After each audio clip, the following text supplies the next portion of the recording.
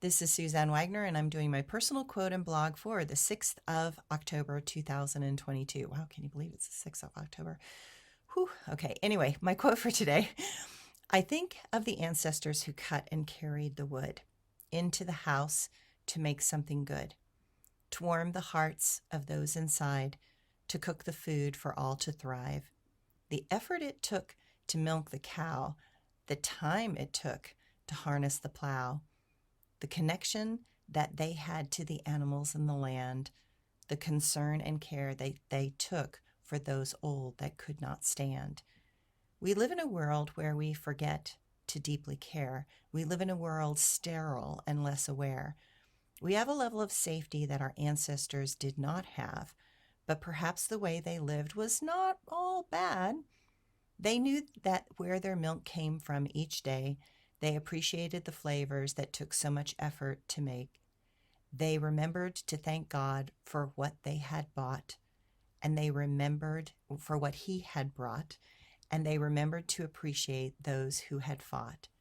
When we forget from where we have come and forget to listen to our heart as it beats like a drum, we lose a part of the whole to which we belong, and we lose the appreciation of thoughts made into song.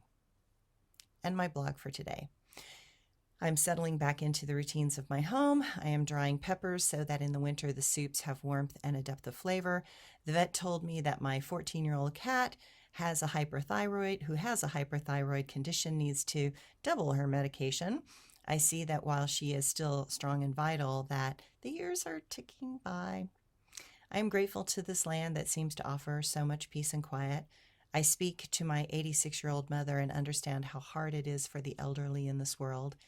The elderly are more alone than ever because of COVID, and it is taking a toll on their mental well-being. While I go to visit as often as I can, it is a long drive of 16 hours to get to her, or a series of flights with driving long hours just for me to get to the airports.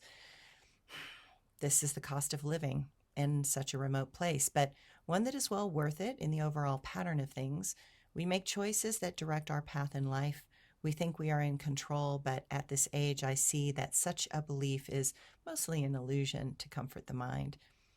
At this point, I get comfort in knowing that something greater than my own awareness is guiding me through an inevitable through to an inevitable end point. Each of us will get there at some point. I wish for a peaceful acceptance of the temporariness of life. How many times have we all lived and died? How many moments were we asked to leave behind? How many memories have faded in the dimming light?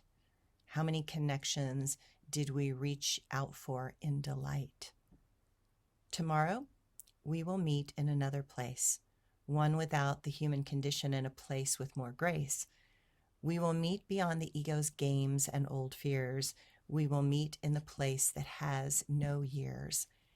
And in that gathering, we will celebrate those human bonds, remembering the beautiful light on the evening ponds, and realize that the things we believed mattered the most were just markers to direct us like a signpost, and that life was always a magnificent dream, but the real existence is when we become one with the Supreme.